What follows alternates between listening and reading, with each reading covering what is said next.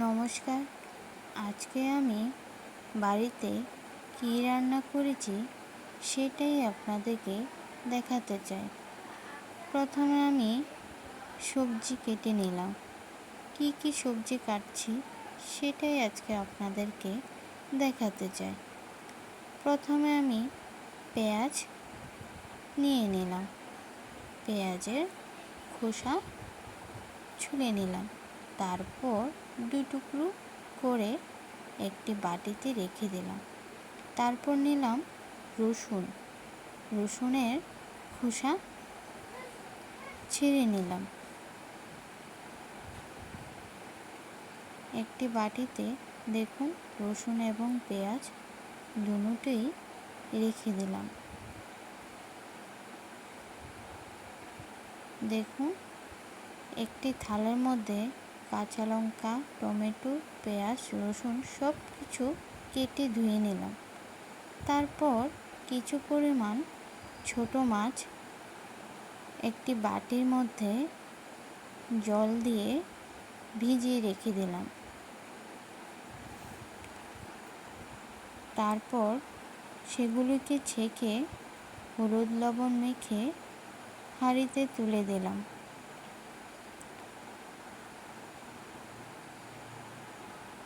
হালকা নাড়াচাড়া করে এপিঠ ওপিঠ করে ছোট ছোট মাছগুলিকে ভাজতে শুরু করলাম।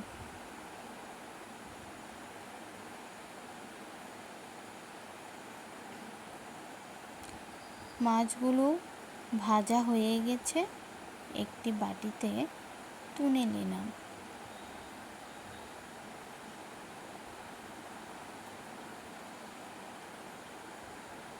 দেখুন ভাজা কমপ্লিট। তারপর আবার হাঁড়িতে কিছু পরিমাণ তেল দিয়ে দিলাম। তেল গরম হওয়ার পর শুকনো লঙ্কা ভেঙে দু টুকরো করে তেলের উপর ছেড়ে দিলাম। নাড়াচাড়া করে ভাজতে শুরু করলাম। তারপর রসুন কুচিগুলি তেলের উপর তুলে দিলাম। নাড়াচাড়া করে হলুদ লবণ দিয়ে ভাজতে শুরু করলাম।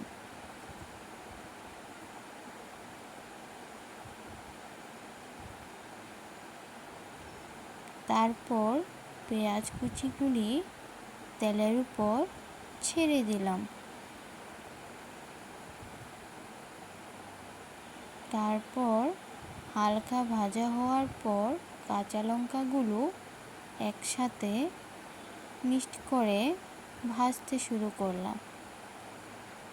তারপর টমেটোগুলো তুলে দিলাম। সবগুলো একসাথে নাড়াচাড়া করে ভাজতে শুরু করলাম এপিঠ ওপিঠ করে। হালকা লবণ, হালকা হলুদের গুঁড়ো দিয়ে নাড়াচাড়া করে ভাজতে শুরু করলাম।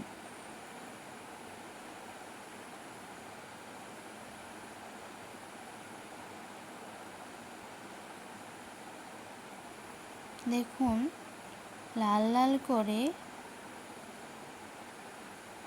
হলুদ লবণ দিয়ে ভেজে নিলাম। তারপর জিরের গুঁড়ো এবং ধনের গুঁড়ো দিয়ে আবারও এপিঠ ওপিঠ করে নাড়াচাড়া করে ভাজতে শুরু করলাম। ভাজা শেষ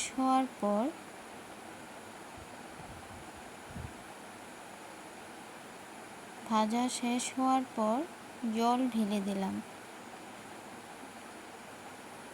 কিছু পরিমাণ জল দেওয়ার পর আরও কিছু পরিমাণ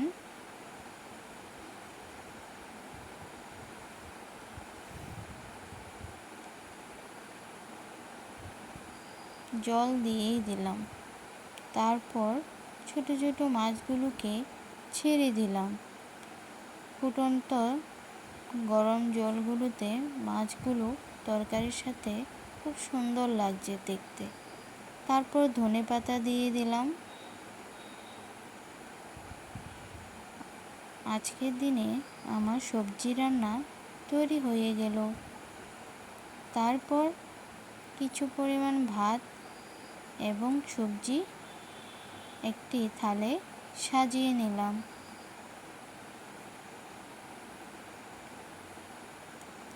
আমার মেয়ে আজকে বায়না করছে ওকে নাকি ভাত খাইয়ে দিতে হবে, তাই আমি আজকে আপনাদের সামনে ওই জিনিসটাও শেয়ার করলাম।